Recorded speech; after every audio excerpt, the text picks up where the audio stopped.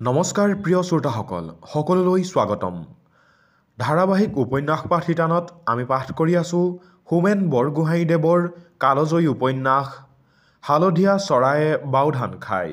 এয়া অষ্টম খণ্ড।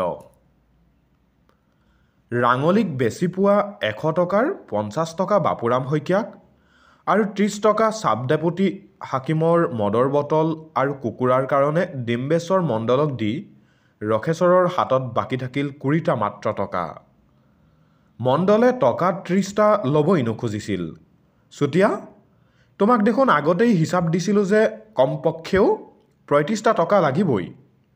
এতিয়া তুমি যে মোক মাত্ৰ ৩০টা টকাহে দিলা, বাকী ৫ টকা মোৰ নিজৰ জেপৰ পৰাহে খৰচ কৰিব লাগিব নেকি? ৰখেশ্বৰে মণ্ডলৰ হাতে ভৰিয়ে ধৰি ক'লে, ককাইদেউ, আপোনাক ৩৫ টকা দিলে মোৰ হাতত থাকেগৈ মাত্ৰ ১৫টা টকা। সেই ১৫ টকালৈ মই কোনটো হাঁহেৰে গোচৰ তৰিবলৈ যাওঁ? মই লাগে এদিন আপোনাৰ ঘৰত হাজিৰাকে খাটি দিমহি, নহ'লে বা মোকদ্দমাটো জিকাৰ পিছত কিবা এটা উপায় কৰি বাকী টকা ৫টাৰ ধাৰ পৰিশোধ কৰিমহি। এইবাৰলৈ আপুনি মোক ৰেহাই দিয়ক। মণ্ডলে কোনোমতেই নেৰে। বহুতো খটবান কৰাৰ মূৰত ঠিক হ'ল যে কুকুৰাটোৰ দামৰ পৰিৱৰ্তে ৰখেশ্বৰে ঘৰৰে হাঁহ এজনী আনি মণ্ডলক দি যাবহি। হাকিমে যদিও কুকুৰাৰ মাংসহে বেছি পচন্দ কৰে, তথাপি এই যাত্ৰালৈ মণ্ডলে তেওঁক হাঁহৰ মাংসৰ জুতি লৈ চাবলৈ যেনে তেনে বাধ্য কৰিব। হাকিমৰ লেঠাটো তেনেকৈ মৰিল। বাপুৰাম শইকীয়াৰ ঘৰলৈ গৈ ৰখেশ্বৰ আৰু এটা বিপদত পৰিল। শইকীয়াই কোনোমতেই ৰখেশ্বৰৰ পৰা টকা ল'ব নোখোজে। শইকীয়াৰ মুখত কেৱল একেটা কথা, এইবোৰ হ'ল আইন কানুনৰ কথা। আইনৰ ধাৰামতে সকলো কথাৰ বিচাৰ হ'ব। আইনখন যদি তোমাৰ ফালে থাকে তেন্তে তুমিও মাতি পাবা। এই আইন যদি তোমাৰ বিপক্ষত থাকে তেন্তে টকা লৈও মই তোমাৰ একো উপকাৰ কৰিব নোৱাৰিম। ৰখেশ্বৰে বাপুৰাম শইকীয়াৰ ধৰ্ম নিষ্ঠা দেখি ৭বাৰমান তেওঁক প্ৰণাম জনালে। যাচি দিলেও টকা ল'ব নোখোজে আজিৰ জগতত এনেকুৱা মানুহ কেইজন আছে? ডিম্বেশ্বৰ মণ্ডলে মিছাকৈয়ে এনে এজন মানুহৰ বদনাম ৰটি ফুৰিছে। কিন্তু বাপুৰাম শইকীয়াই যিমানেই আইনৰ কথা নকওক কিয়, ৰখেশ্বৰৰ মনত দৃঢ় ধাৰণা যে টকাৰ তেল ঢালিলেহে আইনৰ শলিতাডাল জ্বলিব, নহ'লে সি জ্বলিলেও লগে লগে নুমাই যাব। জীৱনত নিজে সি মেল মোকদ্দমা কৰি পোৱা নাই সঁচা, কিন্তু উপজীৱৰে পৰা উঠোতে বহুতে সকলোৰে মুখত সি শুনি আহিছে যে খোজে প্ৰতি টকা ঢালিব নোৱাৰিলে চৰকাৰৰ ঘৰৰ ফালে আগ নবঢ়াই ভাল। বাপুৰাম শইকীয়াই টকা ল'ব নোখোজাৰ অৰ্থই হ'ব যে তাৰ হৈ মাত মাতিবলৈ তেওঁৰ ইচ্ছা নাই। সি গলবস্ত হৈ বাপুৰাম শইকীয়াৰ প্ৰায় ভৰিত পৰাৰ দৰে কৰি ক'লে, আইন যিফালে থাকে থাকক দেউতা, কেৱল আপুনি মোৰ ফালে থাকিলেই হ'ল। বহুত কষ্টেৰে টকাকেইটা যোগাৰ কৰি আপোনালৈ আনিছোঁ। ইয়াতকৈ বেছি আগবঢ়াবলৈ মোৰ শক্তি নাই। আপুনি টকাকেইটা নাৰাখিলে মই বুজিম যে মোৰ হৈ মাত এষাৰ মাতিবলৈ আপোনাৰ ইচ্ছা নাই। মই মণ্ডলৰ মুখত শুনিছোঁ, দুখীয়া আধিয়াৰৰ হৈ হক কথা ক'বলৈকে চৰকাৰে আপোনাক বৰ্ডৰ মেম্বাৰ পাতিছে। এতিয়া আপুনিয়ে যদি মোৰ হৈ মাত এষাৰ নামাতে তেন্তে আন কোনে মাতিব দেউতা? মই আপোনাৰ ভৰিত ধৰি কাকুতি কৰিছোঁ, টকাকেইটা আপুনি ৰাখক, নহ'লে আজি মই ঘৰলৈ ঘূৰি নাযাওঁ, আপোনাৰ ভৰিৰ ওচৰতে পৰি থাকিম। ডিম্বেশ্বৰ মণ্ডল যি বিপদত পৰিছিল, বাপুৰাম শইকীয়াও ঠিক সেই একে বিপদতে পৰিল। সনাতন শৰ্মাই ইয়াৰ আগতেই আহি তেওঁক টকা ১০০টা দি গৈছে। সেই টকা ল'বলৈ তেওঁৰ অকণো সংকোচ হোৱা নাছিল। তেওঁ জানে যে আইনে যিহকেই নকওক, পুলিচে বা হাকিমে সনাতন শৰ্মাৰ ফালেহে কথা ক'ব। আধিবৰ্ড সনাতনৰ বিপক্ষে গ'লেও সনাতনে ৰখেশ্বৰক জৰ্জৰ কোৰ্টলৈ চোঁচৰাব। কিন্তু দৌৰি যোৱা মানুহ এটাই মটৰ গাড়ী এখনক কেনেকৈ প্ৰাণ তাকি ঢপলিয়াইও লগ ধৰিব নোৱাৰে? তেনেকৈ ৰখেশ্বৰেও সনাতনক মোকদ্দমাৰ দৌৰত কোনোদিনেই লগ ধৰিব নোৱাৰিব। লাভৰ মূৰত সি আধা বাটতে মুচকচ গৈ প্ৰাণ হেৰুৱাব। গতিকে সনাতনৰ পৰা টকা খালেও সেই টকা বদ হজম হোৱাৰ কোনো ভয় নাই। কিন্তু চাল ছিগা ভিকহু ৰখেশ্বৰৰ টকা খালে তেওঁ তাৰ কাম কৰি দিবৰ পৰাৰ কোনো আশা নাই। ভৰিৰ কাষত পৰি থকা 10 টকীয়া নোট 5খনলৈ কেৰাহীকৈ চাই চাই বাপুৰামে নিজৰ মনৰ ভিতৰতে বহুতপৰ যুদ্ধ কৰিলে। ঘৰলৈ উপজাচি অহা লখিমীক ভৰিৰে ঠেলি দিব নাপায়।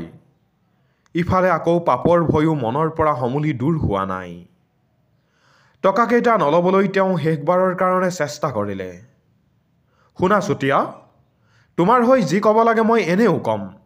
তাৰ কাৰণে তুমি মোক টকা দিব লাগিছে কিয়? আইনখন যদি তোমাৰ ফালে থাকে তেন্তে হেনেও তুমি মাতি পাবা।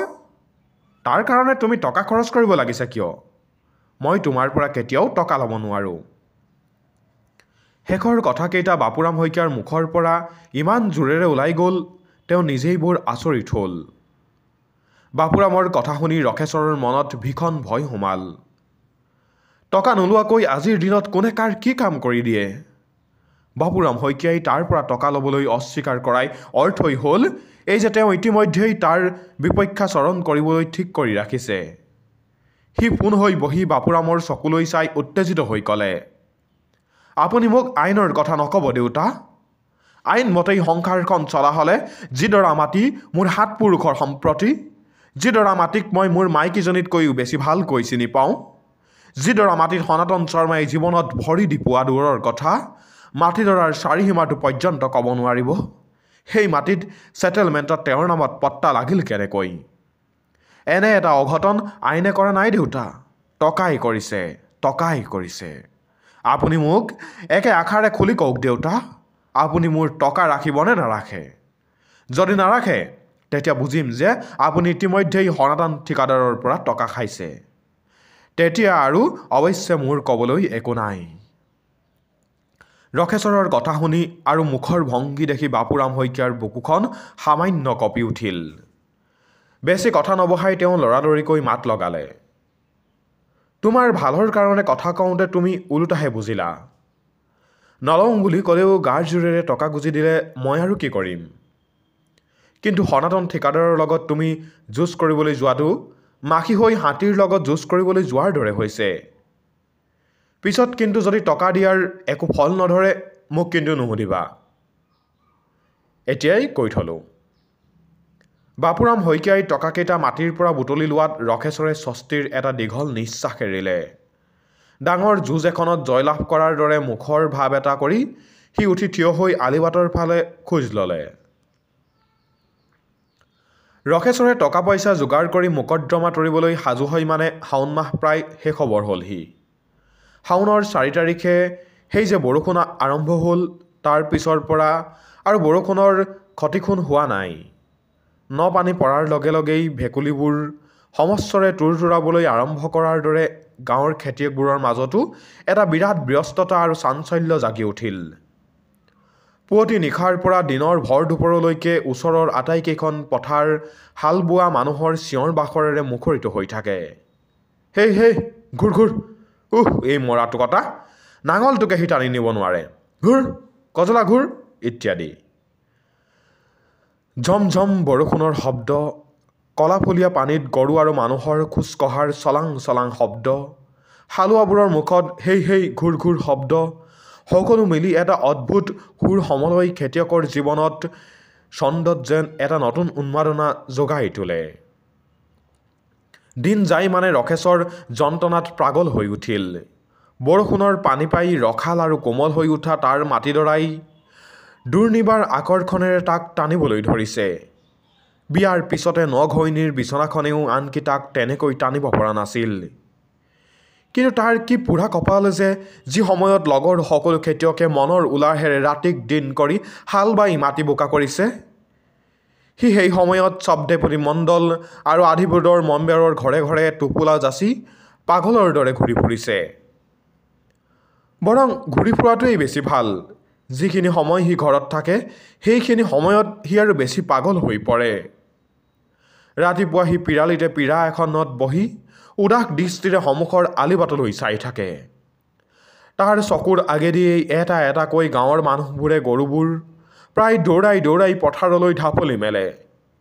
পিৰালিত ৰখেশ্বৰক জুপুকা মাৰি বহি থকা দেখি কোনোবা এটাই বিশেষ একো নভবা নিচিন্তাকৈ হঠাৎ চিঞৰ মাৰি প্ৰশ্ন কৰি উঠে, কিহে ৰখকাই কিবা অসুখ হৈছে নেকি হাল বাবলৈ যে ওলোৱা নাই ৰখেশ্বৰে একো উত্তৰ নিদিয়ে অৱশ্যে তাৰ উত্তৰ শুনিবৰ কাৰণে কোনেও বাট চাইও নাথাকে কিন্তু মানুহবোৰৰ হাল বাবলৈ যোৱাৰ দৃশ্য আৰু সিহঁতৰ প্ৰশ্নই ৰখেশ্বৰক যন্ত্ৰণাত পাগল কৰি তোলে দাঁত মূৰ কামুৰি সি নীৰৱ আৰু নিশ্চল হৈ বহি থাকে মাজে মাজে একোজাক সজল বতাহ বৈ আহে সেই বতাহত সি কুকুৰৰ নিচিনাকৈ এটা পৰিচিত গোন্ধ অনুভৱ কৰিবলৈ চেষ্টা কৰে পথাৰৰ বোকাৰ গোন্ধ গেলা ঘাঁহৰ গোন্ধ বৰষুণত ভিজি হালোৱা গৰুৰ গাৰ পৰা ওলোৱা গোন্ধটো নাকত লগাৰ লগে লগেই ৰখেশ্বৰ আৰু বেছি পাগল হৈ উঠে তাৰ একোবাৰ এনে ইচ্ছা হয় যে কাৰো একো বাধা বিঘিনি নামানি